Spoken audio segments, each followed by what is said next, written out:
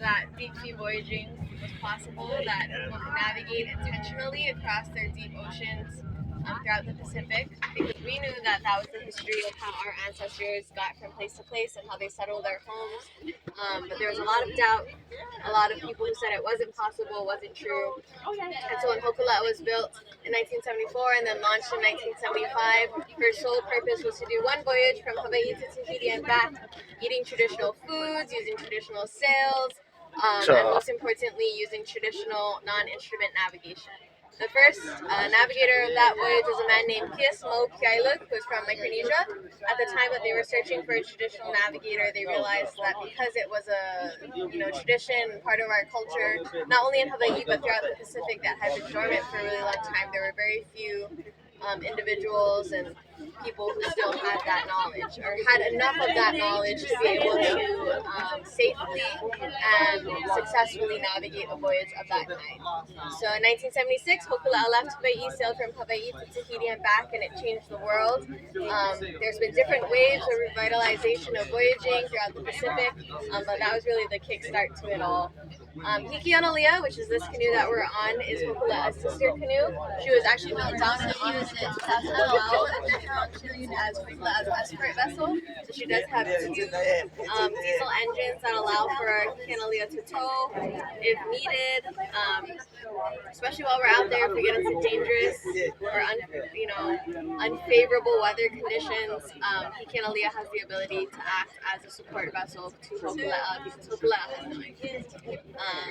Previously, they would kind of use different types of escort vessels, but this allows for us to train two crews at the same time, to have people still learning about voyaging and navigation, how to operate a sailing canoe, double hull Pacific sailing canoe, and it just makes us better skilled sailors.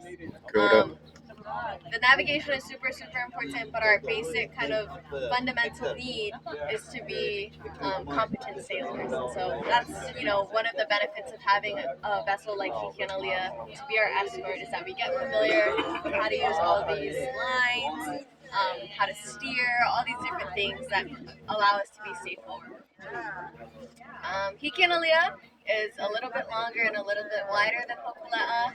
There's a lot of deck space because most of our accommodation is actually under the hull. So when you guys go up there with Nikki, you guys will get a chance if you're wanting to climb down to your bed and kind of peek into the engine room there. But it sleeps 5 on either side down below, and then we have the hulley right here, which houses all of our AIS, all of our safety systems.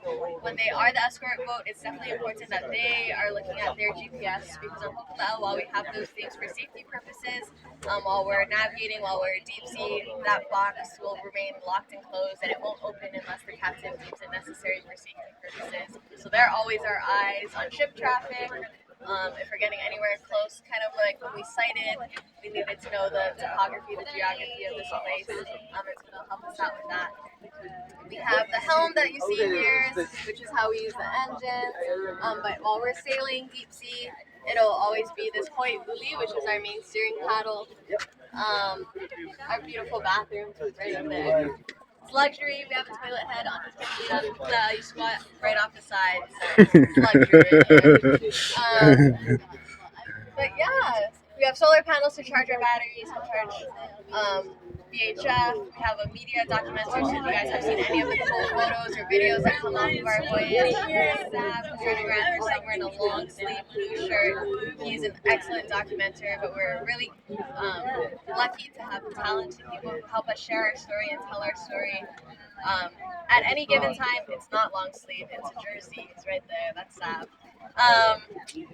But at any given time, there's probably 10 to 14 people on the canoe, depending on how long the voyage is, the purpose of the voyage. On shorter, kind of like day sails like this, it's easier to have people just hop bunk and rotate and share space with each other. But on these really long ones, you kind of want your space and make sure everyone's getting good sleep and good rest and staying healthy. So it's up to the captain's discretion of how many crew members there are. But yeah, there's typically 10 to 14. And so it's really important to us that we know there's a finite number of people who can step on the canoe, sail on the canoe, and experience everything that we see in that way, and so it's really important to us to be able to share what we see, what we learn, what we hear, and so our media and our photos and our video are super important part of that. And it allows us to connect with people like you on days like this, where we just have time for you guys to come down and share with us on the canoe. We're super happy to be here. We came from Rarotonga. We departed Rarotonga, oh gosh, October 21st, Rarotonga time, which is October 22nd, Aotearoa time. Our voyage was 17 days in total. We sighted land on the morning of the 15th day. We actually sighted down by Tauranga, so then we had to come back up this way. We had some engagement at Waitangi, went down for Whipsy, came back up, so we're happy to be here. We'll actually pull off the dock later this afternoon as soon as we get through, sharing some time with you guys. We'll head back down to Auckland. The canoes will stay there through the holidays at the Maritime Museum, kind of just sitting quiet. Then a group will come in the end of January, and the canoes will come out of the water to do dry dock. As you can see, there's some wear and tear on some of these pieces. We've had a lot of good, hard sailing. We've pushed the canoes really hard. We've pushed ourselves really hard. In these last couple of months, as we left Hawaii, went down to Tahiti, from Tahiti to Rarotonga, and then Rarotonga to here. So there's been some nautical miles under the hulls. Just time to make ready again, clean, take care of the canoe in the way that they care for us when we're out on the ocean. So that'll be the end of January, and then up until probably May-ish, we'll be in Aotearoa, doing different engagements around as we can. And then we'll head back up to Tonga and Samoa, and then across to Micronesia, probably end the year. We'll see. Sail plan, always changing. But yeah, so beautiful voyage over here. It's been a great week or two of engagement with the community. We're excited to go home to our families for the holidays. But grateful to share time with you guys. That's us. Kia ora, Kazi. Kia ora.